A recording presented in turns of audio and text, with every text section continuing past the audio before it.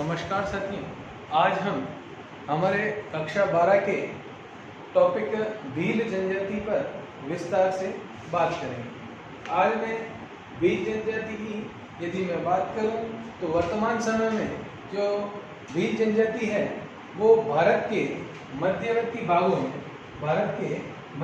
भागों में जिनमें मुख्य रूप से राजस्थान, मध्य प्रदेश, महाराष्ट्र एवं गुजरात के भागों में निवास करती है। मुख्य रूप से ये राजस्थान, गुजरात, मध्य प्रदेश और महाराष्ट्र के कुछ भागों में ये जनजाति वर्तमान समय में निवास करती है।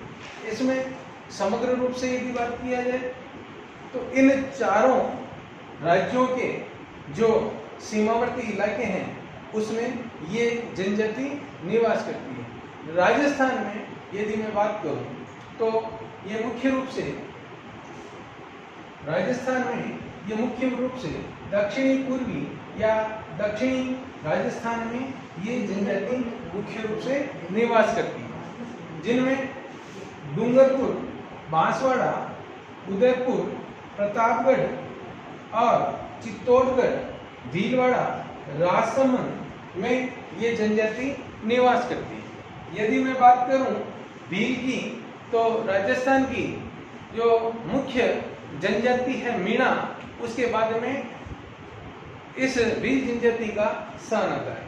यदि मैं बात करूं सर्वाधिक राजस्थान में पाए जाने वाली जनजाति की तो वो है मीणा जनजाति और मीणा के बाद में दूसरे स्थान पर आती है भील जनजाति।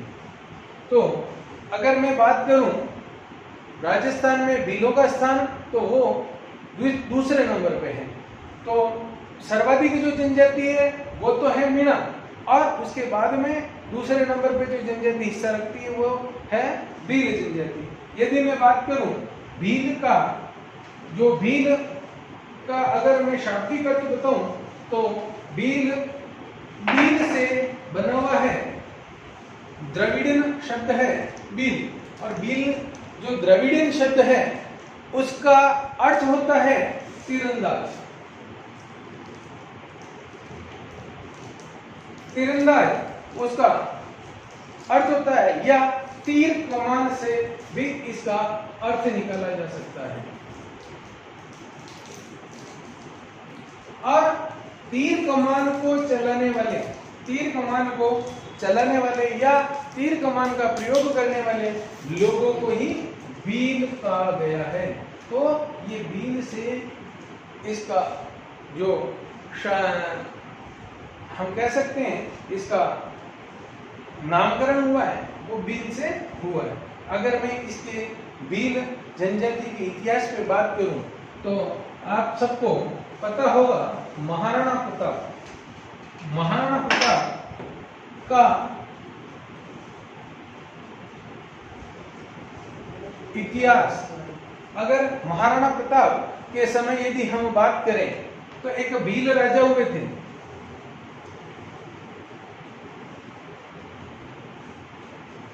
भील राजा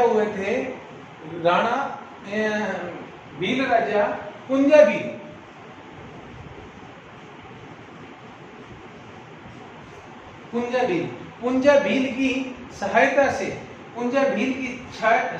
से महाराणा प्रताप ने हल्दीघाटी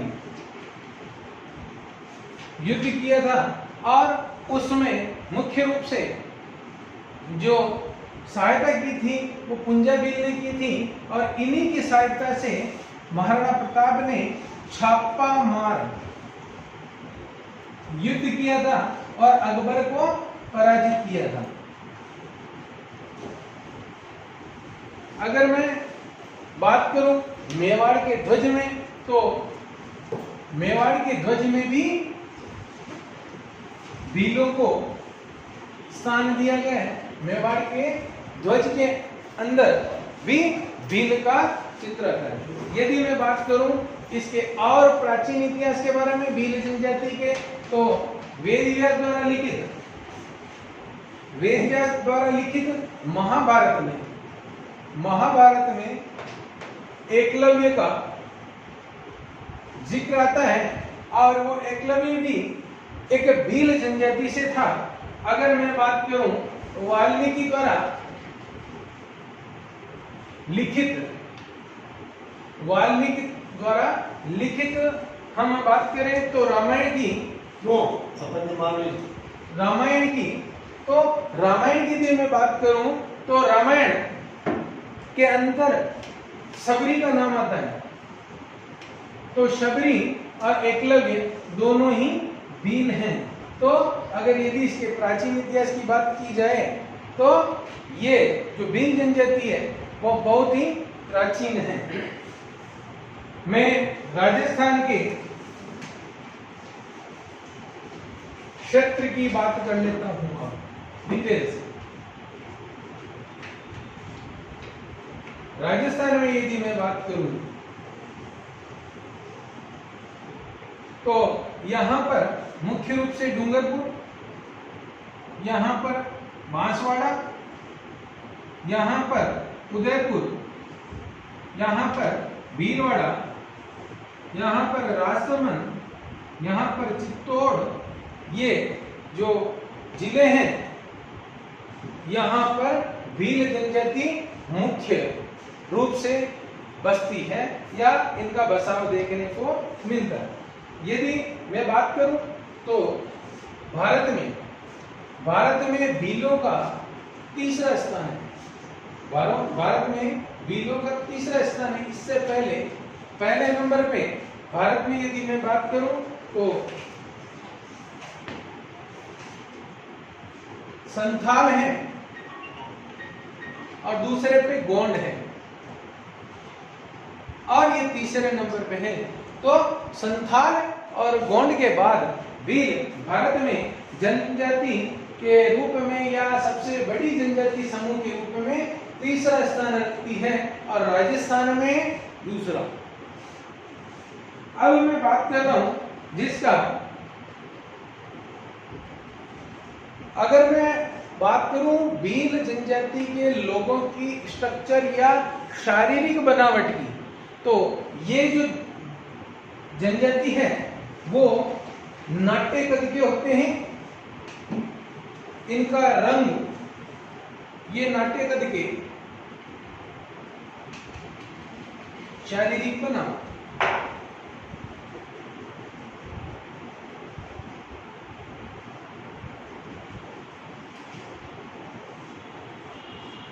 नाट्य कद के होते हैं। दूसरे नंबर पे मैं बात करूं तो ये जो इनका रंग है काला होता है, नाक चौड़ी होती है,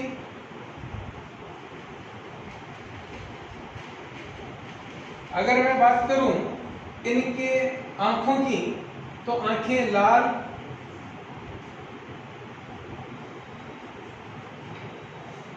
बाल रूखे होते हैं,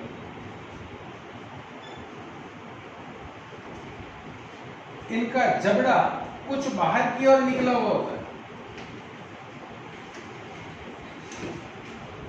जबड़ा जो है वो बाहर की ओर निकला हुआ होता है।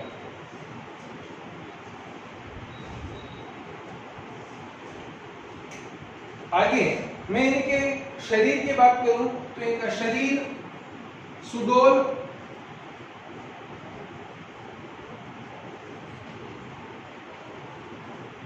वह सुगठित होता है।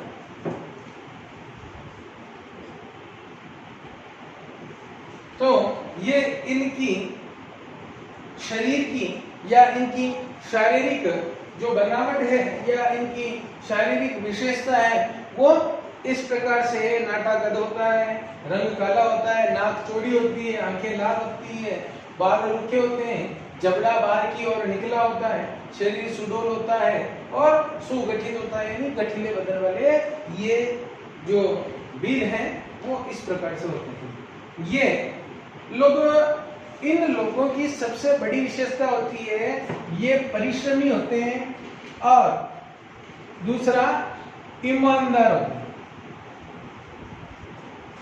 ये चोरी चकारी पे विश्वास नहीं। अगर मैं बात करूं इनके चोरी को, तो इनको चोरी करना इनके जो धर्म में है वो सबसे बड़ा पाप माना जाता है। यानी बहुत ईमानदार होते हैं और जो चोरी होती है वो धार्मिक पाप हो गया। यानी पूरे धर्म में इसको पाप माना जाता है भीलों के अंदर चोरी को। अगर मैं बात करूं तो ये बहुत आजादी प्रेमी होते हैं, एकदम खुले में रहना पसंद करते हैं, कोई इनके ऊपर बंदिशों में नहीं रहते हैं। तो ये इस प्रकार से इनके भील जनजाति के मैंने जनरल इंट्रोडक्शन के बारे में मैंने ये बात की कि ये किस प्रकार के होते हैं। अब मैं आता हूं इनके निवास क्षेत्र पर, यानी हमारा टॉपिक यहां से शुरू होता है, निवास क्षेत्र।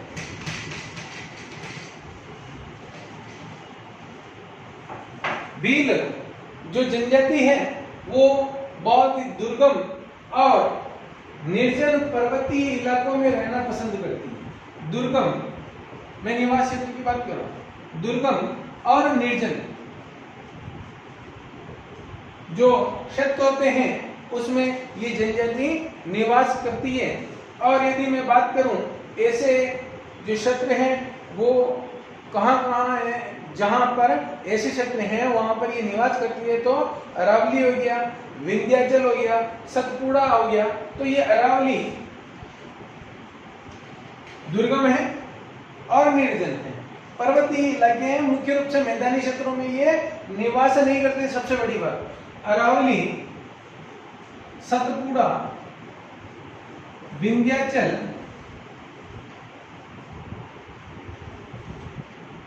और अगर मैं बात करूं तो वन क्षेत्रों में, क्योंकि इनका पूरा जो जीवन होता है वो वन पे आधारित होता है। तो इनका जो निवासी क्षेत्र है मुख्य रूप से वो एक अरावली, सतपुड़ा, विंध्याचल और वन क्षेत्र। अगर मैं बात करूं, मैंने आपको अभी इससे पूर्व में बताया था ऐसे कौन से क्षेत्र हैं जहां पर ये चीज आ रही है, तो ये अरावली बोले तो राजस्थान का भाग, ठीक है, सतपुड़ा और विंध्याचल मुझे गुजरात, एमपी और महाराष्ट्र का भाग, और वन क्षेत्र मतलब ऐसे जो दुर्गम इलाके हैं जहां पर, जैसे हम बात करते हैं प्रतापगढ़ के पास का इलाका, तो वहां पर वन क्षेत्र है। और जहां जहां वन क्षेत्र मिलेंगे इनको इनके जीवन के लिए जितनी भी उपलब्ध जो संसाधन होते हैं इनको वन क्षेत्र से मिल जाते हैं। और जो वन क्षेत्र से इनको जब इनकी आपूर्ति होती है तो वहां ये लोग निवास करते हैं, ठीक है। तो भील जनजाति का जो मुख्य हम कह सकते हैं बसाव है, वो मुख्य बसाव राजस्थान,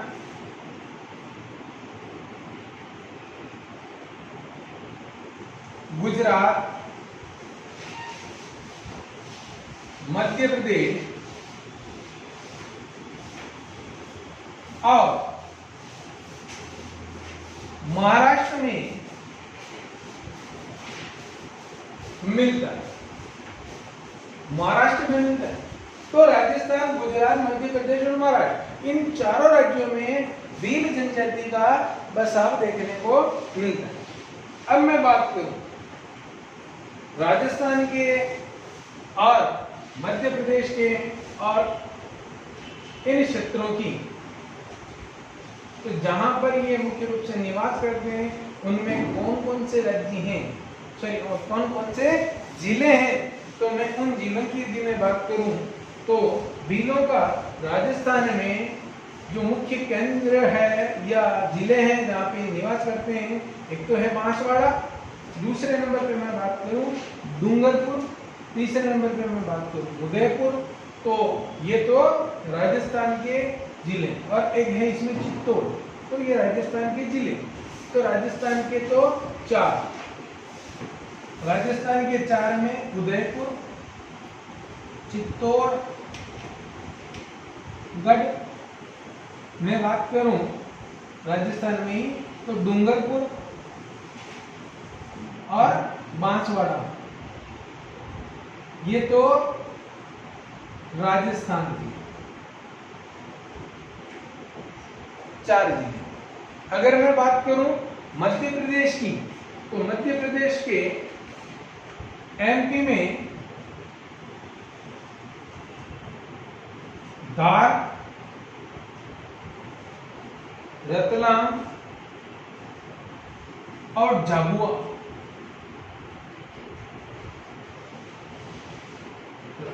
धार हो गया, झाबुआ हो गया, सॉरी रतलाम हो गया और झाबुआ हो गया।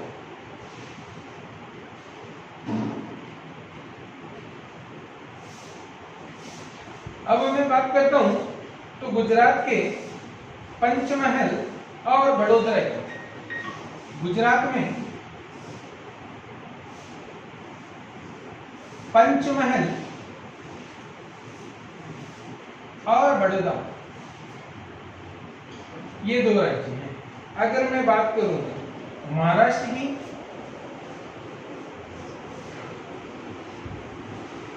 तो औरंगाबाद,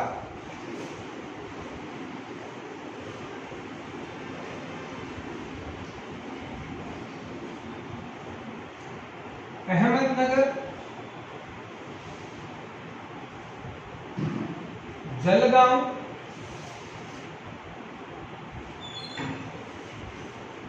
व नासिक, ये लगभग 4 जिले ऐसे हैं महाराष्ट्र के, तो इसमें भील जनजाति का बसाव देखने को मिलता है। एमपी के 3 हो गए, गुजरात के 2 हो गए, राजस्थान के 4 हो गए और महाराष्ट्र के 4 हो गए।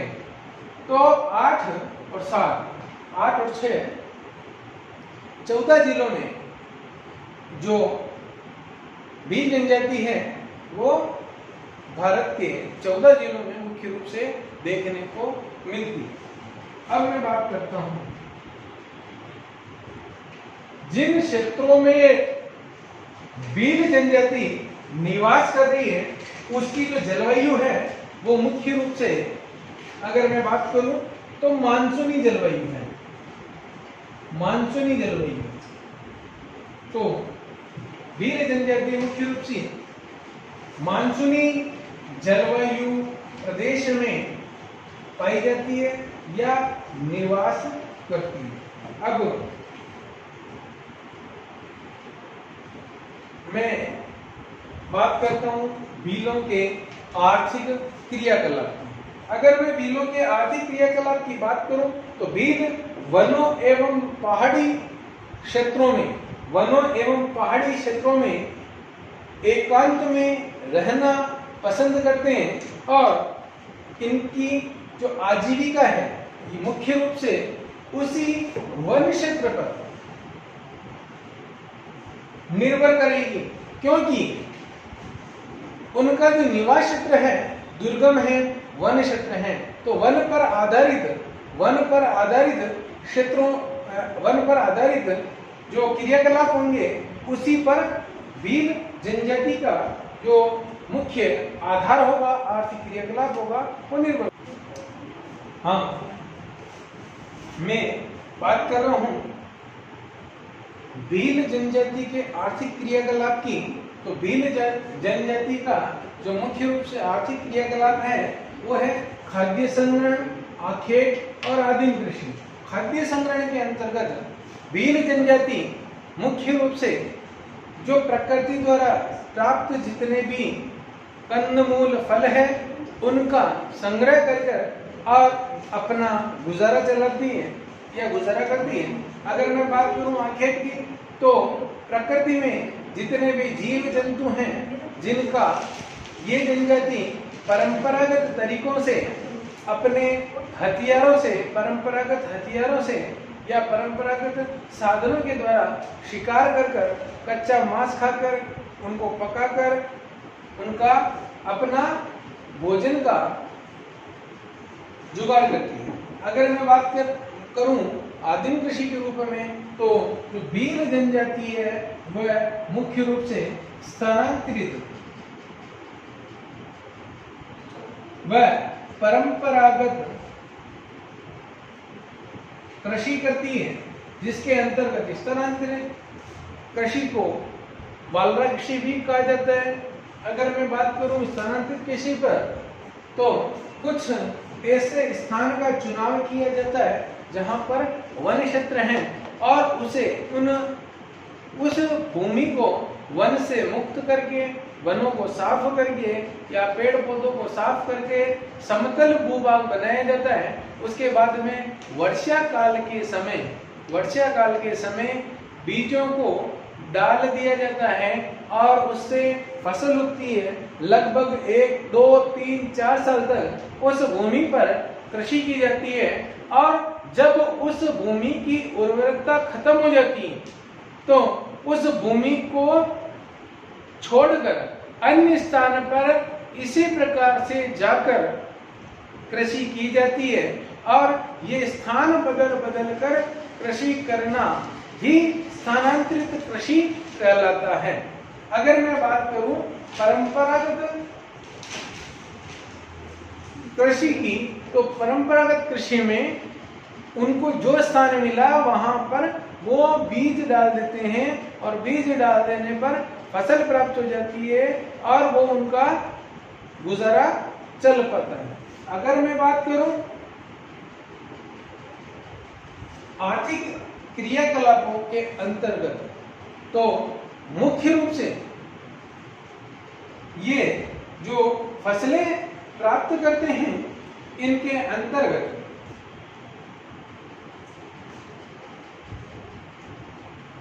कंदमूल होते हैं, मुख्य रूप से कंदमूल होते हैं, फल फूल होते हैं। अगर मैं बात करूं कंदमूल, फल और पत्तियां इसमें मुख्य रूप से हो सकती हैं और इनको ये एकत्रित करते हैं जंगली पक्षियों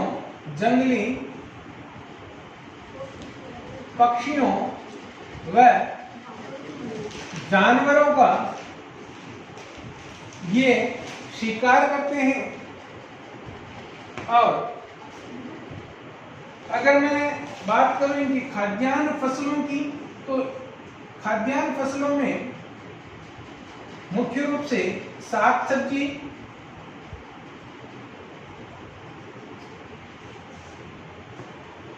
व चारे की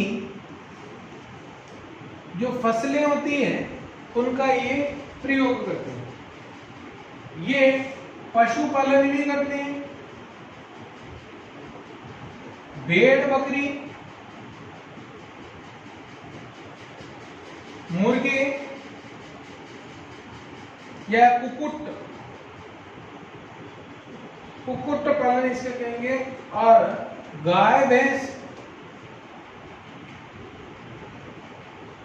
मुख्य रूप से ये पालते हैं। भेड़ बकरी, कुक्कुट बोले तो मुर्गे और गाय भैंस ये मुख्य रूप से पालते हैं। अगर मैं आखेट की बात करूं तो ये जंगली जानवरों का मुख्य रूप से शिकार करते हैं। पुरुष तालाबों से मछली पकड़ते हैं और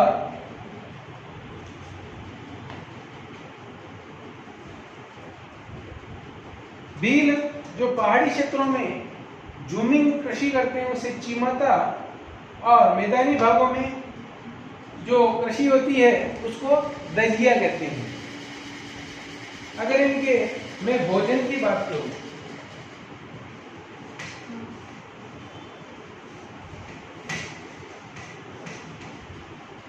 भोजन में ये मुख्य रूप से मक्का का प्रयोग करते हैं। मक्का इनका सर्व प्रमुख भोजन है। और यदि मैं इनके उत्सव और त्योहारों की बात करूं, पर ये चावल का प्रयोग करते हैं। उत्सव और त्योहार पर ये विशेष रूप से चावल का प्रयोग करते हैं और छाछ व आटे को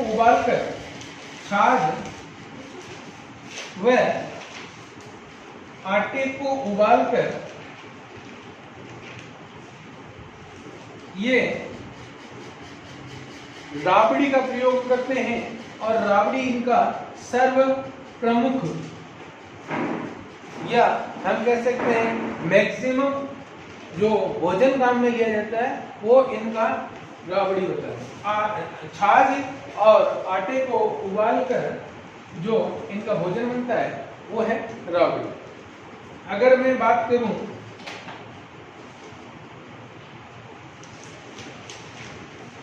जो ये फसलें काम में लेते हैं उनमें है गेहूं है, चना है, मूंग हो गया और सब्जियां इनके भोजन में मिलती है।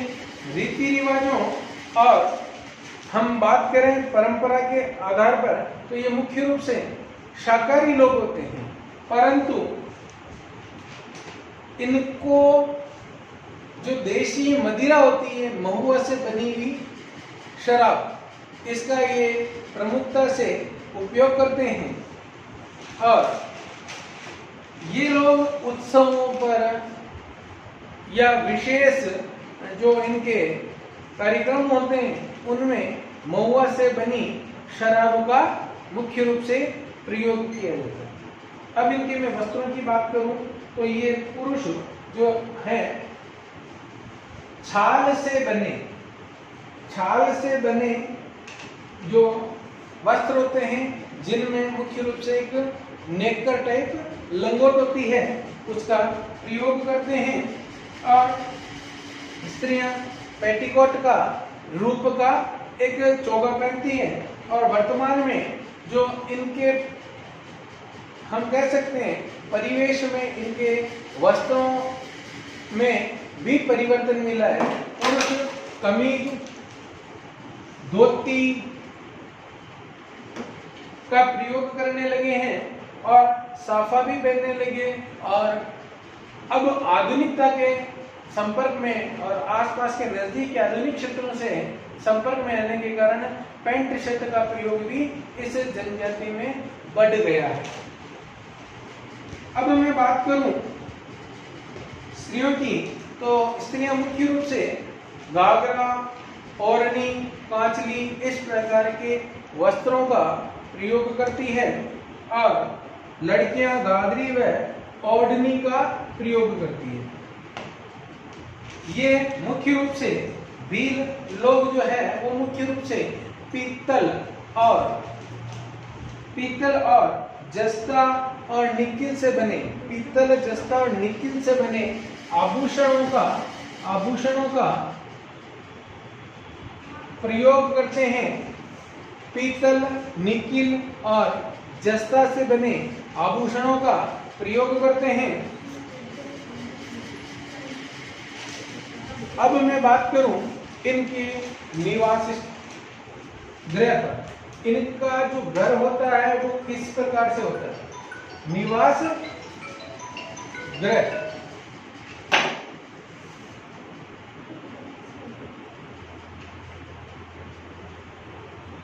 इनका जो निवास गृह होता है उसकी सर्वप्रमुख विशेषता ये कि जिस क्षेत्र में, जिस गृह में ये निवास करते हैं उसी घर में एक अलग से पशुओं के लिए एक हम कह सकते हैं पार्ट होता है। उस ही परिसर के अंतर्गत जहां पर ये अपने पालतू पशुओं को भी रखते हैं।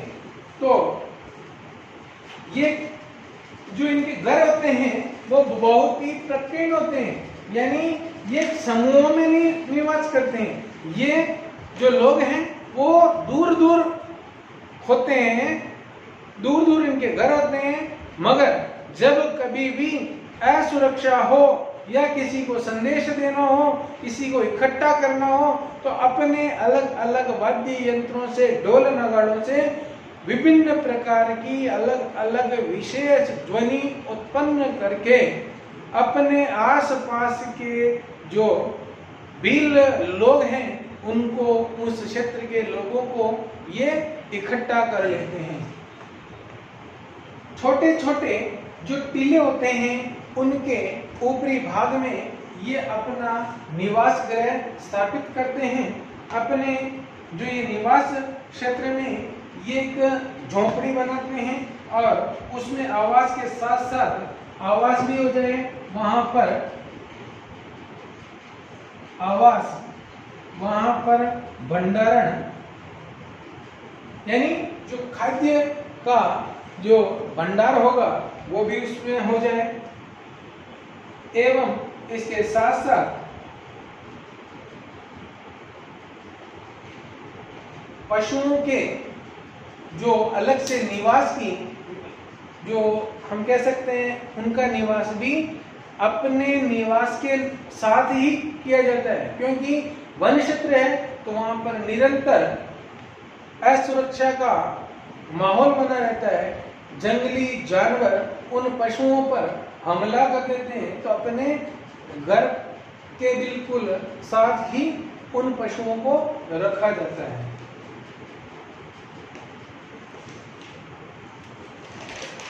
ये मुख्य रूप से मिट्टी, पत्थर, बांस एवं वनस्पति से अपने गृह का निर्माण करते हैं, अपने इस झोंपड़ी का निर्माण करते हैं, और जिसकी जो दीवारें होती है मुख्य रूप से गोबर, खड़िया और लाल गेरू से ये उसे लीपा पोती करके व्यवस्थित करते हैं। वर्तमान समय में ये जो जनजाति है पक्के मकानों में भी निवास करने लगी है और इनका पक्के मकानों का चलन बढ़ने लगा है। अब कुछ जो भील है वो सघन बस्तियों में निवास करने लगे हैं। ये जो छोटे गांव होते हैं, इन भीलों के जो छोटे गांव होते हैं उनको फल्ला कहा जाता है और बड़े गांव को पाल कहा जाता है। जो छोटा गांव होता है उसे फला और जो बड़ा गांव होता है उसे पाल कहा जाता है। ऐसे जो क्षेत्र होते हैं जैसे बोथराई की पाल, नाथराई की पाल, अलग अलग जो हम कह सकते हैं बड़े गांव हैं। हम छोटी ढाणियों और कस्बों की यदि बात करें तो इस प्रकार से छोटी ढाणियां यानी बिल्कुल ढाणियों की बात करें तो वो फला, और अगर मैं बड़े गांव की बात करूं तो वो पाल कहलाएगा। अब मैं इनके औजार और इनके बर्तनों की बात करता हूं। इनके जो औजार होते हैं उनकी मैं बात करूं तो औजार में मुख्य रूप से ये धनुष बाण, हमने तीर कमान की बात की थी तो इनके मुख्य जो औजार हैं वो तीर कमान है। तीर कमान यानी धनुष बाण है, तलवार है, धनुष बाण, धनुष बाण, उसके साथ साथ तलवार, उसके साथ खंजर। इनके मुख्य रूप से अस्त्र शस्त्र हैं। अगर मैं बात करूं बाण की तो बाण दो प्रकार के होते हैं, एक हरियो व दूसरा रोगदो। हरियो और रोगदो पक्षियों को पकड़ने का एक फंदा बनाया जाता है, उसे ये फटिकिया कहते हैं। एक विशेष प्रकार का फंदा होता है, वो रस्सी की सहायता से वो उसे बांधा जाता है और फेंका जाता है, इसे हम फटिकिया कहते हैं। इसे भी लोग काम में लेते हैं फटिकिया को मुख्य रूप से। परंतु आज वर्तमान समय में ये जो जनजाति है ये बंदूकों का प्रयोग भी करने लगी है और इससे अनावश्यक आखेट बढ़ गया है। बंदूकों का प्रयोग हुआ है। मिट्टी से बने बर्तनों का, बर्तन की यदि मैं बात करूं, मिट्टी से बने जो बर्तन हैं उनका ये मुख्य रूप से उपयोग करते हैं। परंतु आज वर्तमान जो आधुनिकता के जो संपर्क में आए हैं वो स्टील के बर्तन एवं हम कह सकते हैं कि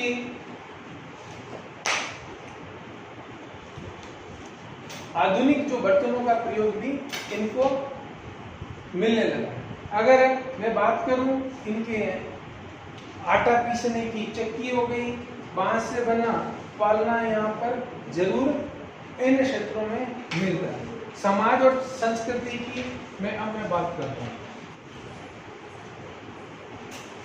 नेक्स्ट हमारा टॉपिक है समाज और संस्कृति। समाज और संस्कृति की यदि मैं बात करूं तो भी लोग पितृसत्तात्मक होते हैं। पितृसत्तात्मक होते हैं और ये कुलों में संगठित होते हैं। इनके अलग अलग कुल होते हैं और यदि और जो ये अलग अलग कुल होते हैं वो अलग अलग गांवों में निवास करते हैं। हर कुल का अलग गांव होता है और हर कुल का अलग अलग गण चिन्ह होता है या उस कुल का चिन्ह होता है, उसे गण चिन्ह कहते हैं। गण चिन्ह कहते हैं। यदि मैं बात करूं अलग अलग कुल की तो उसका अलग अलग गण चिन्ह होता है। वीर युवा हो या वृद्ध, उसकी पत्नी जरूर होती है, चाहे वह सामान्य विवाह से हो चाहे वो भगाकर करा हुआ विवाह हो। बहुपत्नी प्रथा यहाँ इस जनजाति की विशेषता है और बहुपत्नी प्रथा इस जनजाति में मिलती है।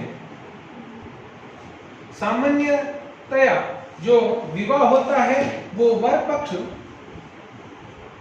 की ओर से रिश्ता लाया जाता है। वर पक्ष की ओर से रिश्ता लाया जाता है और कन्या का इसमें मूल्य देना पड़ता है।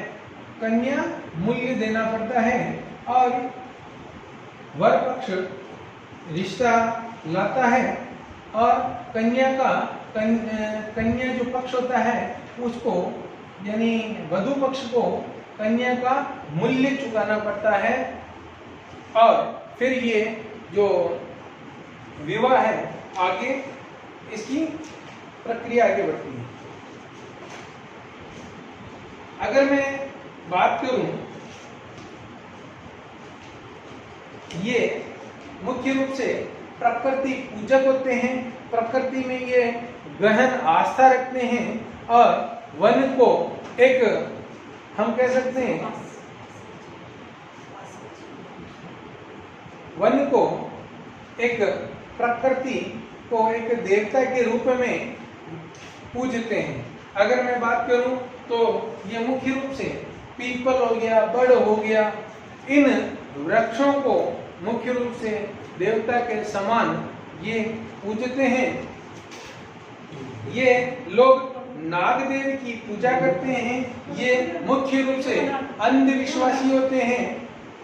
जो भील लोग हैं वो अंधविश्वासी होते हैं और ये मुख्य रूप से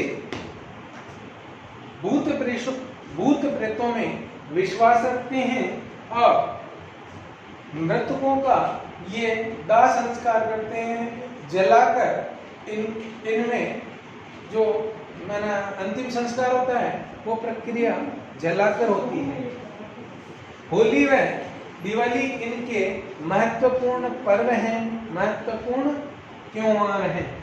अगर मैं बात करूं लंबे होली के समय ये लंबे समय तक होली माता के गीत गाते हैं और घूमर और गेर भीलों का सर्व प्रमुख नृत्य है। भीलों का जो नृत्य की बात करें तो बहुत ज्यादा हम कह सकते हैं फेमस है। एक तो घूमर और एक गेर, ये इनके नृत्य हैं, घूमर और गेर। अगर मैं बात करूं इनके प्रमुख हम कह सकते हैं धार्मिक स्थान की, तो इनका जो प्रमुख धार्मिक स्थान है वो है बेणेश्वर।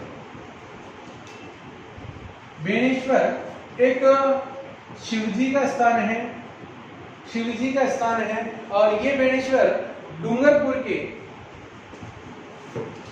डूंगरपुर में बेणेश्वर नामक स्थान पर, जहां पर सोम, माही और जाखम नदियां, सोम, माही और जाखम नदियां जहां संगम बनाती है, उसी स्थान पर ये बेणेश्वर स्थान है और ये इनका सबसे बड़ा धार्मिक स्थान है।